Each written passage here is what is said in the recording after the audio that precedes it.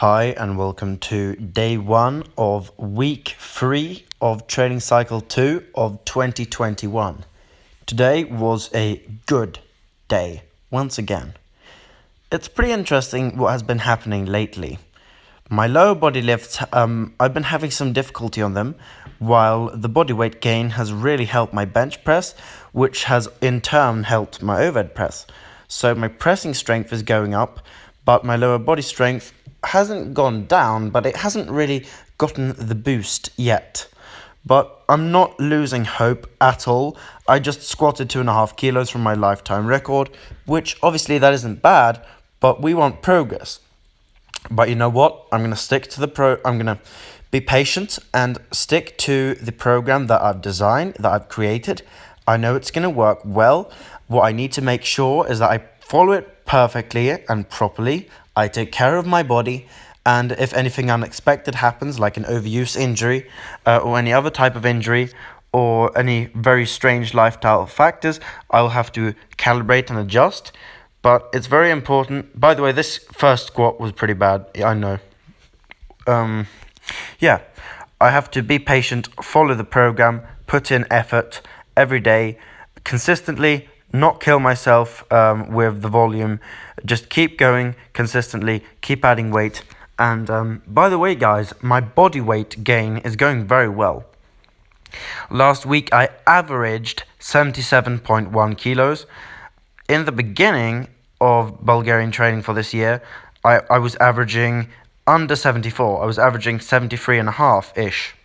So I've gained several kilos at this point, a minimum of 3 kilos. Probably like 3.5 kilos have been gained, put onto my frame. That isn't a lot, but at the end of this training cycle, so that is in less than 10 weeks, I'm going to weigh 80 kilos, which is another 2.9 kilos. And the thing is with the body weight gain, I've had people who think it's kind of weird that I want to gain body weight, but I don't see it that way, because the fact is I'm not that heavy or that big when you compare to my height. I'm not super tall. I'm average height. I'm 181 centimeters, which that is, I believe that's average height for my generation in my part of the world. But when you compare to most people around the planet, that's somewhat tall. And for a guy of that height, for you to be big and strong, you need to have a lot of muscle mass and you need to have a lot of weight.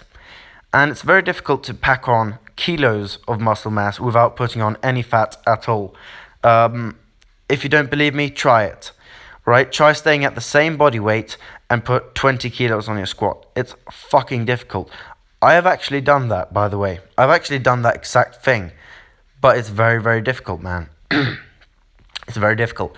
And at this point, now I'm starting to get ever so slightly fluffier, but I am a lean guy still. I'm very lean, and I can afford, an extra 1 or 2 kilos of fat gain. But what we're really looking at here at this point is probably another 2 kilos of muscle, something along those lines, and another kilo of fat, whatever it's going to be. I think it will look good on me. I already look good. I'm very comfortable and happy with the way I look.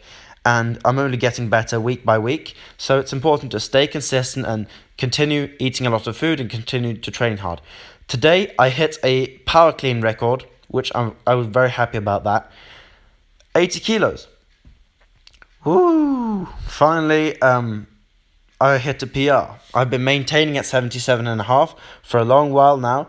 But 80 kilos was a difficult lift, especially mentally. So I'm happy that I got it, because warming up, 60 kilos didn't feel that good. And 60, man, that's just 1 plate per side. And I can clean that when I'm really tired. Like, I can muscle clean that. I'm already basically doing a muscle clean.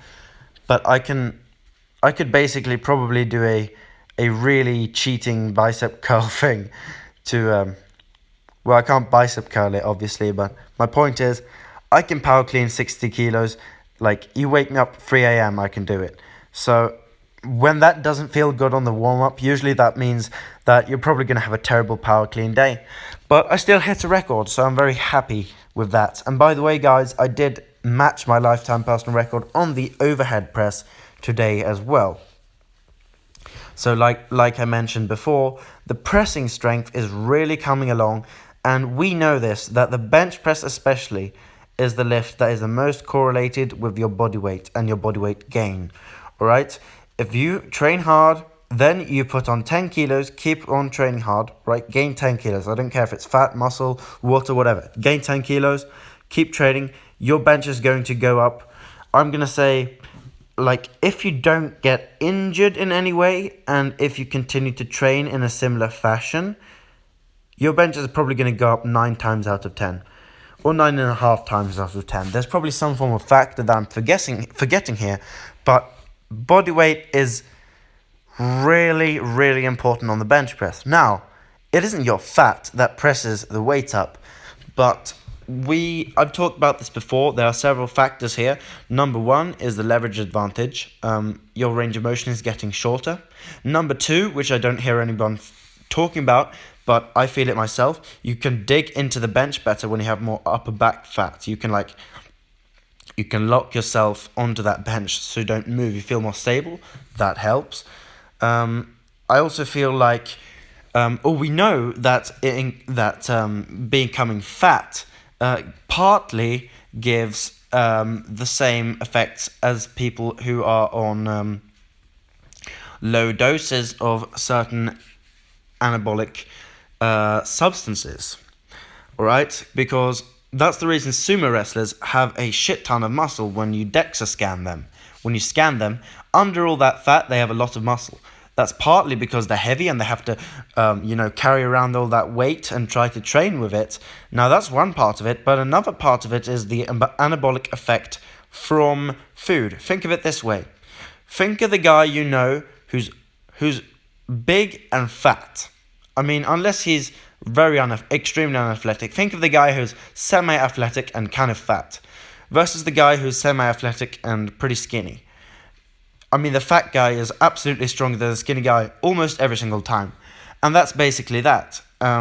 Fat, or not fat necessarily, but being in a caloric surplus as well as having ample reserves does help your muscle gain, and it really comes down to hormones at the end of the day.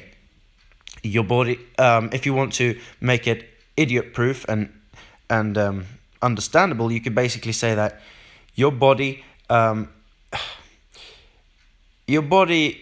isn't scared of putting on muscle as scared, because the reason the body doesn't want to put on muscle, by the way, is so that you won't starve to death, because muscle burns fuel. But if you're pretty fat, or if you're in a caloric surplus, your body isn't as worried about being maximally energy efficient. And if you're training hard, rather, it's more worried about putting on muscle and strength so that you don't injure yourself with this new rough lifestyle that you're having. And that, by the way, guys, that's actually why we gain muscle, humans. That's why we gain muscle, and that's why we gain strength. Pretty much same thing. Tendon strength, bone density, everything. It's all adaptation so we won't injure ourselves. Because let's say we are, I don't know, let's throw out something completely random. It's 300 years ago and we are a farmer.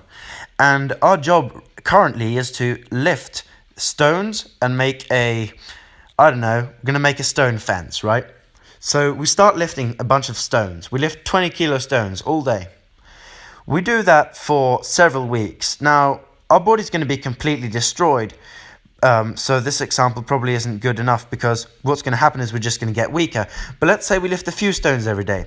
What's going to happen now is the body doesn't want you to injure yourself, because it feels that these stones are fucking heavy for me, man. So your body puts on a bit of muscle in the places that feel like they are under a bit too much stress, and then you get stronger and gain muscle.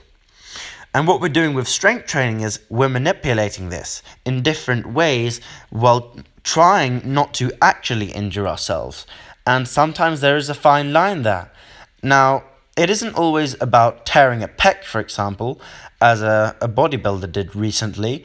Larry Wheel's training partner, Ryan, whatever, tore a pec. Now, that's a completely different thing, and I might get into that in the future. it isn't about the weight, by the way. It's about a bunch of other factors. It isn't about the fact that bench pressing is dangerous. It is a million other factors. Actually, you know what? I'm rambling anyway, so let's just talk about that for a moment. The reason that guy tore his pec, number one, he had a shoulder injury previously. Number two, he didn't even train the bench press nor the incline bench press. Number three, he never maxed out.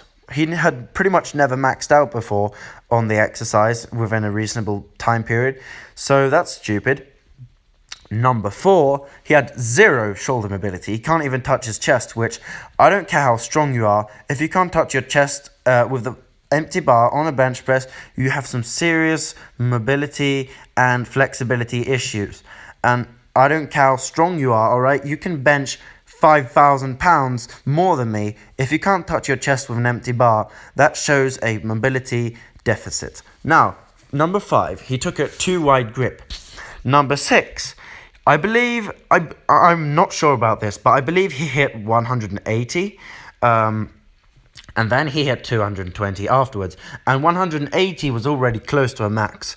So number six would be that weight jump is so big so that it was stupid. Number seven, obviously the weight was too heavy for him.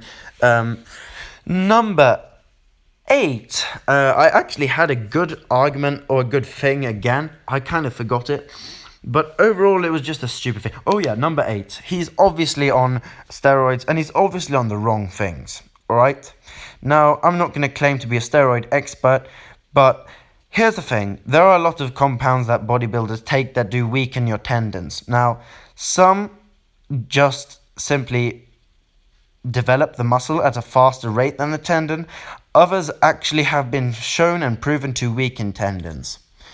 Alright, for example, Winstrol, which I'm not going to talk about steroids on this channel, because I think if you take steroids without being a top-level professional athlete, you're fucking retarded. Fuck you, don't do that. Alright, I don't care if it's your career. I don't care if it's your career on social media, if you know what I mean. Like, some people are just social media bodybuilders. If that's your career, fuck you, because you're influencing young people and making them feel bad about themselves. However, if you're a top-level professional athlete, you worked hard all your life, I still think it's morally wrong. I'm still opposed to it, but fine. Alright? Fucking do it. But if you are listening to this right now and you're an influencer and you're on steroids and you don't tell people about it, you aren't honest about it, fuck you. Alright, anyway, on to a more positive note. Today was a good workout, and I'll see you guys tomorrow. So goodbye.